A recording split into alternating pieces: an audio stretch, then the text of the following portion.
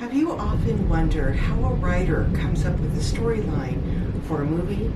Is it true or is it fake? Sometimes we come out of these movies wondering, wow, can that really happen? Or, holy smokes, I hope that doesn't happen. Sometimes you want to go smacking your husband behind the head and remind him it's just a movie. But is it? Hey everyone, my name is Jene, and for those of you that are new to the channel or just stopping by, a big howdy and welcome. If you like what you see and you like what you hear, I hope you'll consider subscribing to my channel. If you do decide to subscribe, don't forget to hit that indication bell that is right next door to that subscribe button. That bell will let you know when I've uploaded my next video. So let's explore the most haunting and downright unbelievable movies that were based on true stories and actual events. Let's see if this movie surprises you. Given the fact that this is the month of October, we have to do a scary, chilling, and horrifying movie. By saying that, everyone, grab your whips, grab something to drink, and let's set the scene for the first movie in this series of Movie, Mystery, and Madness.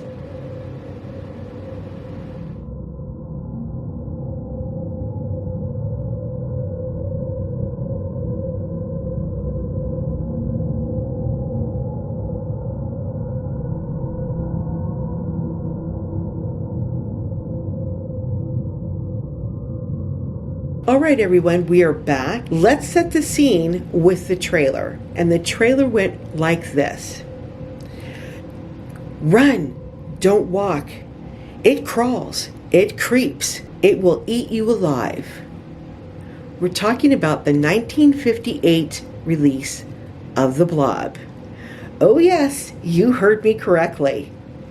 This movie is already unusual for a horror movie to be based on a true story. And The Blob is one of the most unrealistic horror movies out there today. So how is this movie based on true events? Well, let's first go over the details of the movie, and then we're going to go over the true events that inspired the writers to come up with such an unrealistic horror flick. The story starts out in a small, rural Pennsylvania town featuring two teenagers, Steve Andrews and his girlfriend, Jane Martin. These two teenagers are out on a date, and as they're in Steve's car, they're talking, and in the distance, they see a meteor crash landing to the ground on the other side of the hill. Have you ever heard that term, curiosity kills the cat?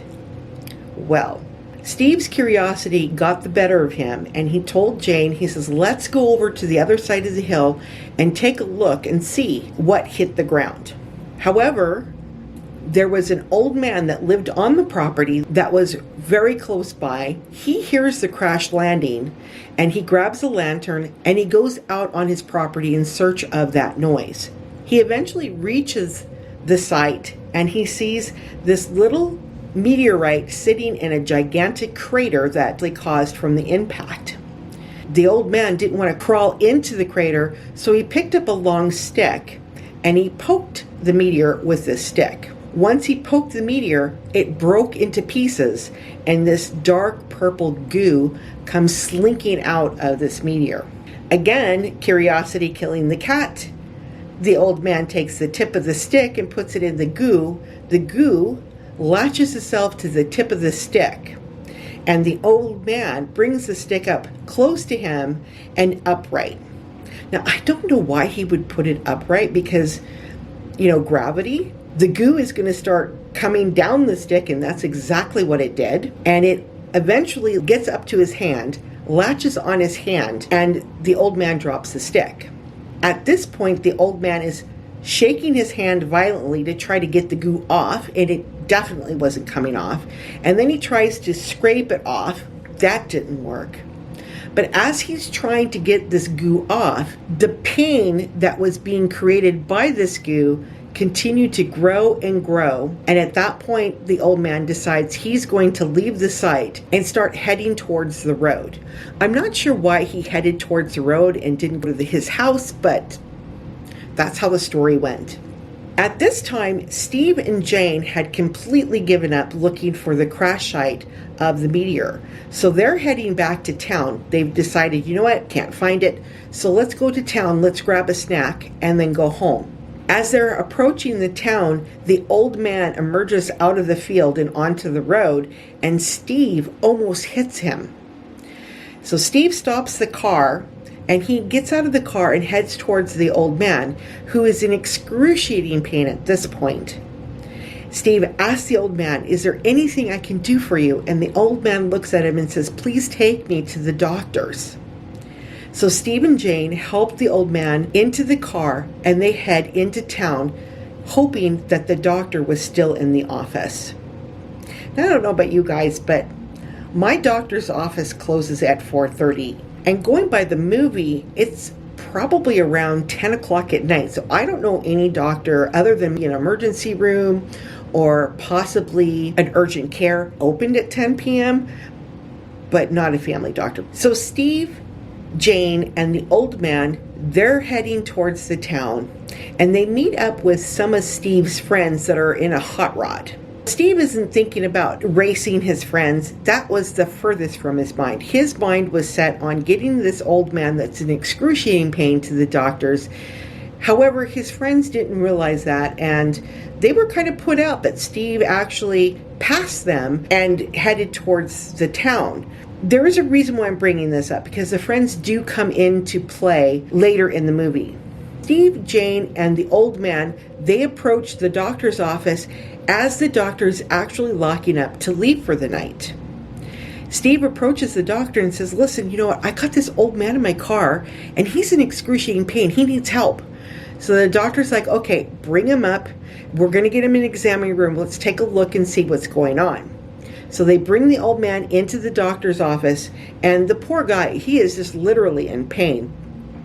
The doctor leads him into the examining room, and he asks the old man to take the jacket off of his hand, because Steve had given the old man his jacket to cover up his hand. Now the old man is in so much pain, he doesn't want anyone touching it, and the doctor told him, he says, listen, we've got to get this off so that I can take a look at it and see what's going on. So the doctor was able to get the coat off of the old man's hand, and to Steve's dismay, he's like, oh my God, that thing's gotten bigger.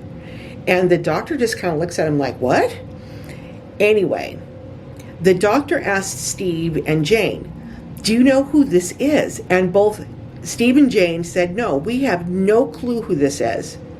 So the doctor had asked Steve and Jane to go back to the crash site and see if they can find any evidence of the material that is on the old man's hand, and to see if he has any family or if there's neighbors nearby that may be able to help determine who this old man was.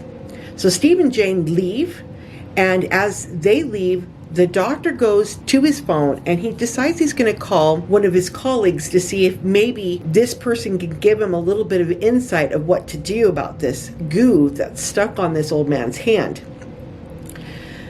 Unfortunately, there's a convention going on that this doctor was actually going to be attending, and he's unable to get his colleague. So he picks up the phone again and he calls his nurse and asks her to come back to the office, because at this time he believes the only way he can save the old man from being consumed by this goo is to amputate his arm. Shortly thereafter, the nurse arrives and she asks the doctor what she can do to help him with this old man. And the doctor looked at her and said, please do his blood pressure, but whatever you do, stay far away from the infected area, because at this time the doctor is completely unaware of what it is and he doesn't want it to transfer over to the nurse. So the nurse turns around and she ends up going into the examining room, and to her shock, the old man is gone. He is gone. There is nothing there. So she turns around and says to the doctor, where is the patient? There is no patient here. The doctor is shocked hearing that. So he gets up and he goes into the examining room with the nurse. The patient is completely gone. Although the nurse goes around the examining table, and to her surprise, there is a small dark purple blob on the floor, and it startles her. Now the doctor, seeing this, he's like, oh my God, I'm going to have to go get my shotgun. Like a shotgun's really going to help. He tells the nurse, don't move, don't make a noise, stay where you're at. I'm going to go to the office next door, and I'm going to grab my shotgun. Now the nurse is like, don't leave me here by myself. Please, don't leave me here by myself.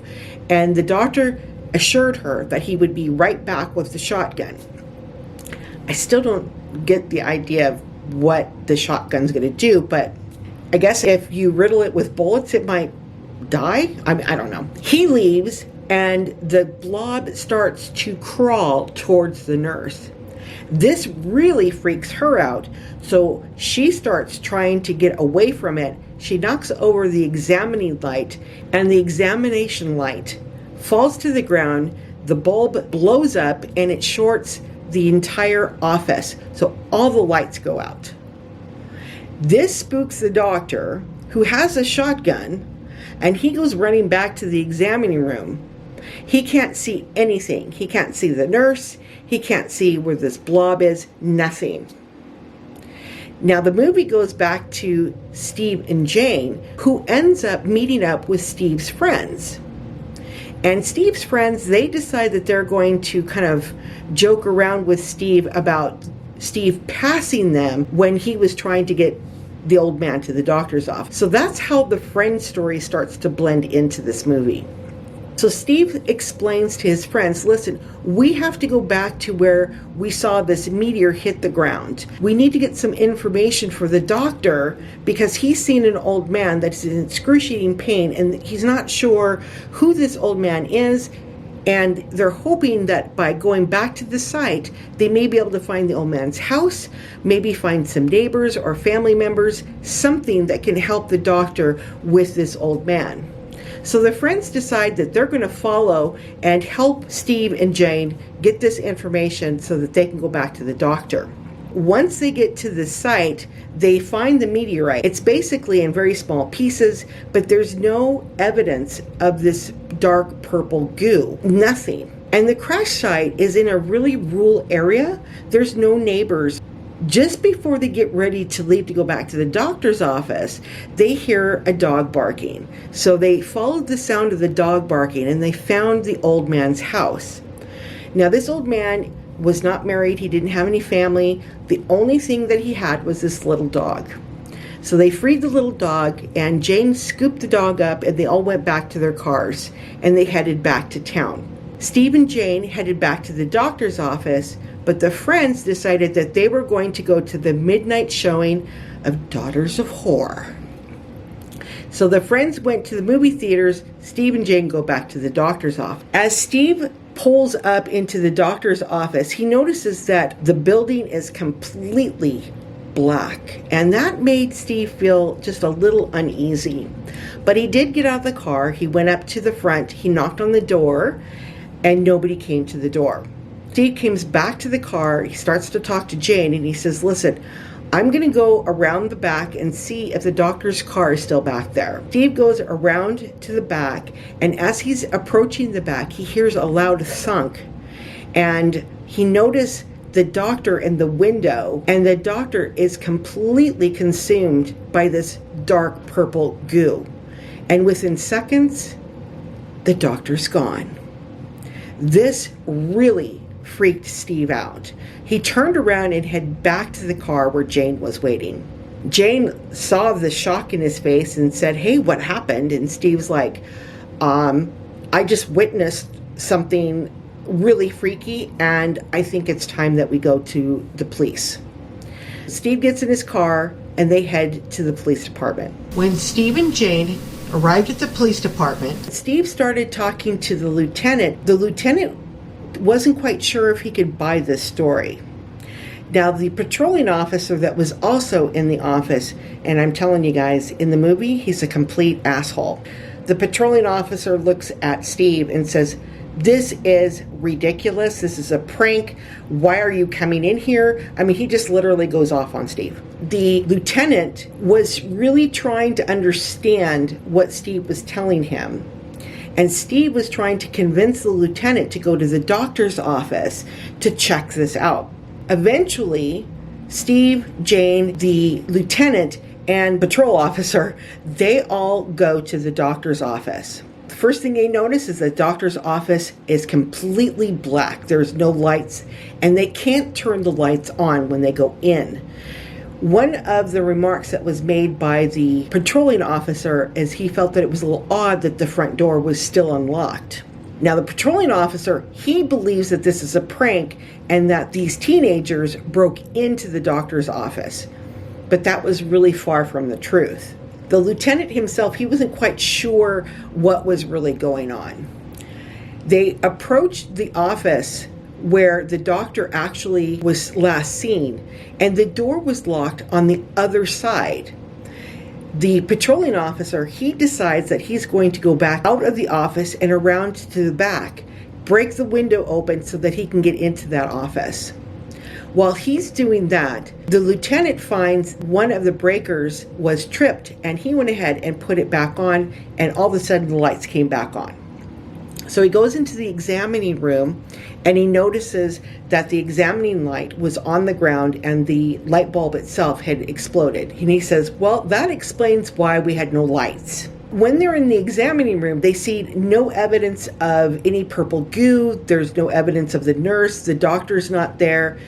And they hear breaking glass, which is the patrolling officer breaking the window from the outside. So they go back to the door, and the patrolling officer unlocks the door and lets him into the office.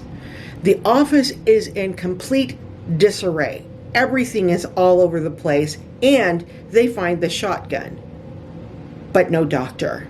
The dark purple goo is nowhere to be found either.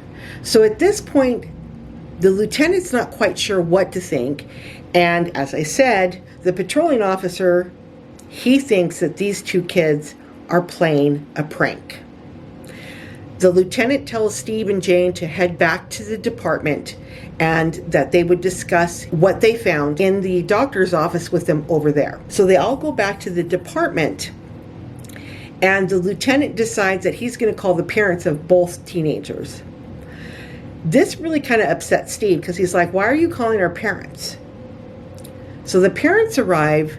They're not happy with what's going on, and they take the two teenagers home. This is approximately around 11:30, 12 o'clock at night, because remember, Steve's friends were going to the midnight showing of Daughters of Horror. Steve and Jane, they sneak out of their house when they know that the parents are asleep, and they meet up with each other, and Steve at this time is second guessing what he actually saw at the doctor's office. But Jane kept telling him, no, you saw what you saw. And at this point, Steve's like, well, what do we do? How are we going to convince people that there's something dangerous out here when they don't believe it? So Jane said to Steve, listen, why don't we go to the movie theater, grab your friends, and see if we can get some help from your friends, and go through the town and try to convince these people that they're in danger. So that's what they do. They get in the car, they drive to the movie theater, they go inside, and they find their friends. Steve tries to convince his friends to leave the movie so that they can help him with something that's extremely important. It took a little bit of time to convince them, but they all did get up and they left the theater. They weren't very happy about the fact that they left the movie, but they wanted to find out what the emergency was. Steve turned around and started explaining to his friends what he had witnessed at the doctor's office. A few of his friends were kind of playing jokes and acting silly and whatnot, but one of them said, hey, listen, we need to stop this and listen to Steve and see what the heck is going on. So Steve explained that he witnessed the doctor being murdered by this purple goo and explained the entire story about the old man. Now, the friends at this time, they started to believe him, and they said, okay, what can we do to help? And Steve said, we need to get to as many people as we can and convince them that there's something out here that's dangerous. So they all go their separate ways to try and tell people or warn people of the town that there's this dark purple slimy goo that is dangerous. I don't even know how I would react if I were in that time frame and somebody approached me and said, hey, by the way, if you see anything dark purple and slimy, stay away from it. It's going to eat you. Yeah, I know. It sounds kind of hokey, doesn't it? So as I said, everyone went their separate ways to warn people, and Jane had noticed the old man's dog was sitting in front of the grocery store entrance. This happens to be owned by Steve's parents, so they ran over to the dog to go get him, and Steve noticed that the grocery store front door was still opened. Now that really kind of confused Steve because the store closed at 10. So he told Jane, he says, this doesn't make sense. He said, the doors close at 10 and the janitor comes in and cleans the floors. It doesn't take him that long to do. And he usually locks the door after he leaves. And as soon as he ends the sentence, he's like, oh my God. And he walks into the store. The store is dark. There's no lights on. So he's heading towards the area where he can turn the lights on. And all of a sudden, you hear this loud noise. And it's Steve tripping over some mops, a couple of buckets, and some brooms. Jane, with the dog, she asked Steve if he was okay. And he says, oh yeah, I'm okay. I just tripped over the janitor's brooms, mop, and bucket. Now, as he's saying that, something caught Jane's eye and she turned to look, and there is that dark purple goo heading towards her. Now, that really shocks Jane. She panics, backs up into a display, and falls to the ground. The dog jumps out of her arms, and Steve runs over to Jane and grabs her and takes her towards the back of the store. As they go to the back, they realize they can't get through the back door because it's locked from the other side. So they decide the best place to hide was the freezer. So they go into the freezer, they shut the door, but here comes the blob. It is definitely coming after them. And Steve was telling Jane, listen, you know what? I can't get in here. There's no way I can open the door. Well, it doesn't have hands, so it can't physically open the door, but it can definitely seep underneath the door. This blob was bound and determined to get to Steve and Jane, so it goes underneath the door, and as soon as that really cold freezer air hits it, it stops, goes back underneath the door, and to Steve and Jane's surprise, it actually leaves the store. They open up the door to check the area out to make sure that the blob wasn't around, and they head out the store.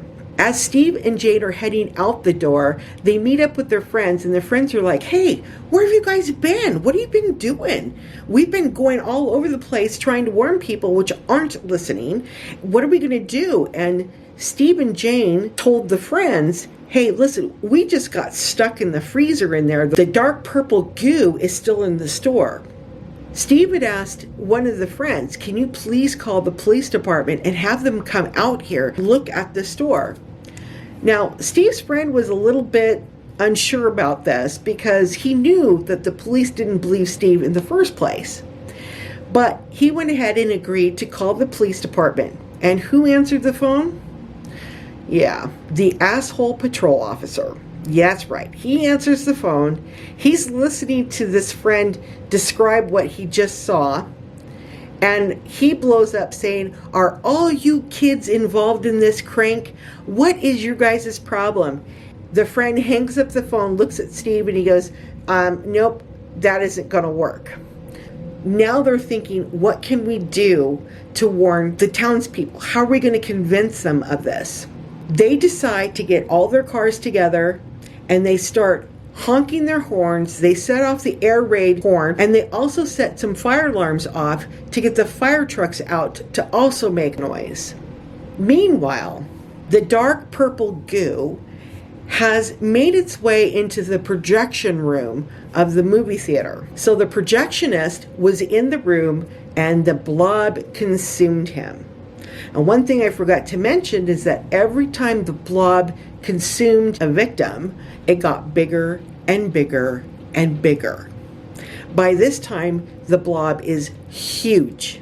Now that the blob has consumed the projectionist, the next main target was the movie theater itself. We're talking now a full-blown buffet for the blob.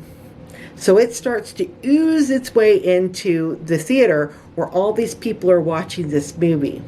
Meanwhile, Steve is still trying to convince the townspeople that actually did show up that there's something dangerous out there. And who shows up? You got it. The asshole patrol officer. Now, he's really laying it in on Steve, and eventually the lieutenant shows up. Now, when the lieutenant sees Steve, at first he was kind of shocked, and then he looked at him and he noticed that Steve was not pulling a prank. He was actually petrified. At this point, the lieutenant started believing Steve's story, even though it's a bit far-fetched. As Steve is discussing the issue with the lieutenant, you hear in the distance screaming, and Steve looks at the lieutenant and goes, "Oh my God, the movie theater." Now, here is that iconic scene where all these people are running out of that theater, and all of a sudden the blob comes slinking out of the theater doors. At this point, the lieutenant realizes that shooting it isn't going to do a thing, and they're trying to figure out how are they going to slow this thing down so that they can get people to safety. At this point, everyone is trying to get a far distance from the blob. Unfortunately, Steve, Jane, and Jane's little brother, Danny, get separated, and they end up going into a nearby diner where the owner and a waitress is cleaning up to close the place down for the night. The blob follows Steve, Jane, and Danny to the diner, and now the diner is completely surrounded by this dark purple goo. The lieutenant asked the patrolling officer to contact the phone company to see if they can patch the line from the radio to the diner so that they can continue to speak to Steve and try to figure out how they're going to get rid of this blob. So the lieutenant explains to Steve they don't believe that they're able to destroy the blob, but what they're going to attempt to do is bring down a power pole and try to electrocute it and see if anything will happen if they do that. The lieutenant also informed Steve that they had 60 seconds to get down to the cellar so that they can try this attempt to get rid of the blob. So Steve, the store owner, the waitress, Jane, and Danny, they all go down to the cellar, and they're hoping that this will work. Now the officer, he shoots the power pole, brings the power pole down, the power lines hit the blob, electrocutes it, and it does absolutely nothing. It has no effect to the blob whatsoever. But the unfortunate thing that happened is it caused a fire in the diner. So now we've got two problems. We have this enormous blob that is blocking these people from escape, and now we have a fire in the diner. Doesn't look too good for Steve, Jane, Danny, the diner owner, and the waitress.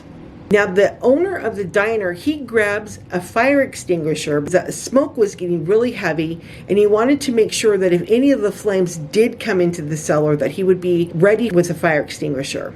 Eventually the flames did reach the cellar. The owner started to spray it with C2, and the blob was also slinking its way into the cellar as well. When the C2 hit the blob retreated and went out of the diner.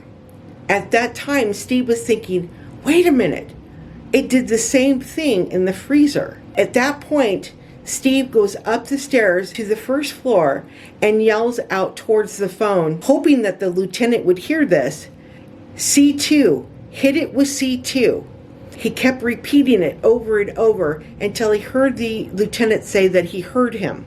The lieutenant approaches one of the firemen and asks them, do you have any C2 fire extinguishers, and do you have enough to completely cover that purple goo? The firemen said that they did have some C2 fire extinguishers. However, it wasn't enough to cover the entire purple goo. Jane's father, who happens to be a high school principal, overhears a conversation and approaches both the fireman and the lieutenant and says, listen, we have a lot of the C2 fire extinguishers at the high school. We can go over there, pick up as many as we can, and bring them out here and see if that will work. The principal grabs as many of Steve's friends as he can get, and they all go to the high school to pick up these C2 fire extinguishers. They grab as many as they can, and they head back to the diner. They all line up. They start spraying the blob with the fire extinguishers.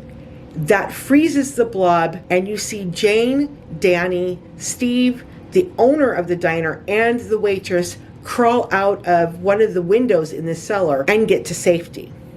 The lieutenant calls the authorities and asks to see if the Air Force could send a heavy cargo aircraft that can possibly transport this purple goo to somewhere really cold.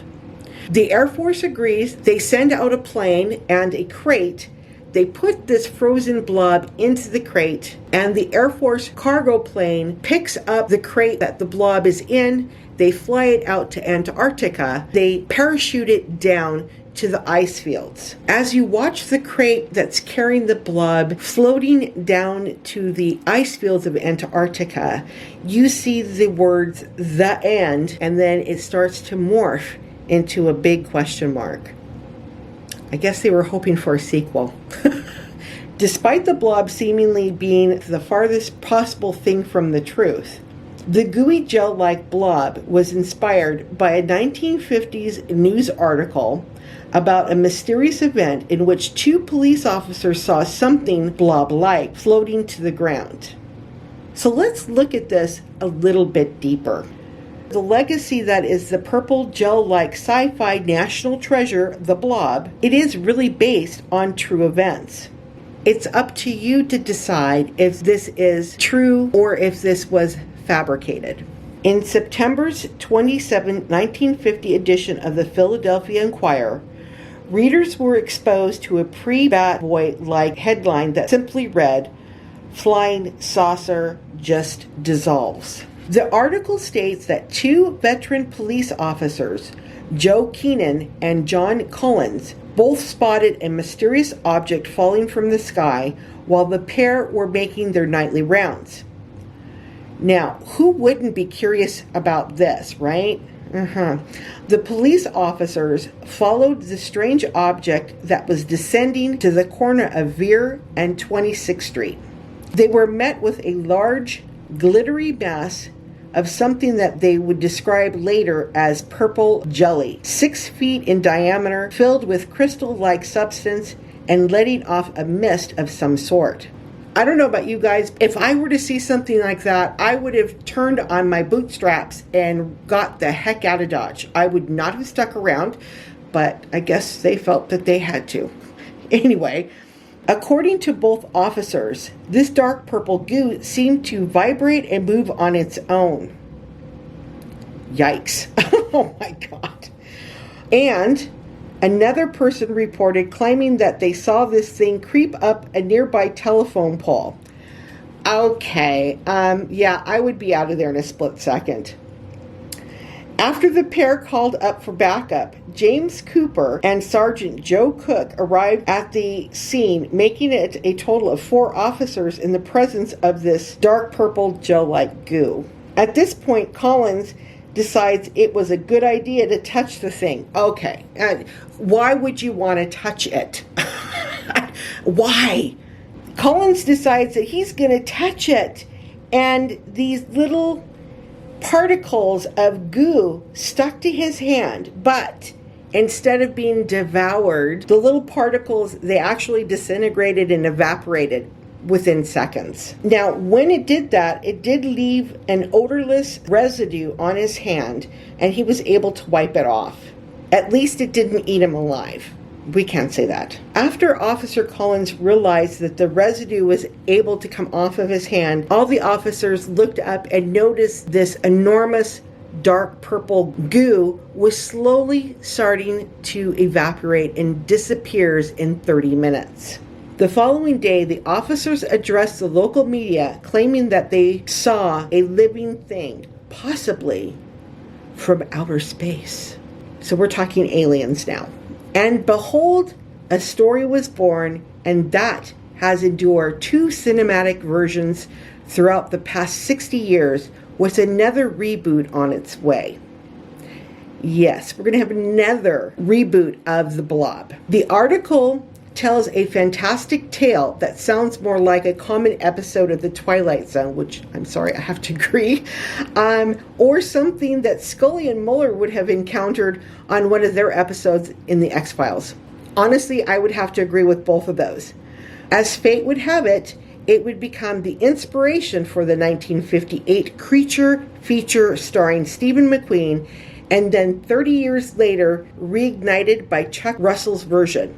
Now it's up for all of you to decide, is this really something that they truly saw and witnessed?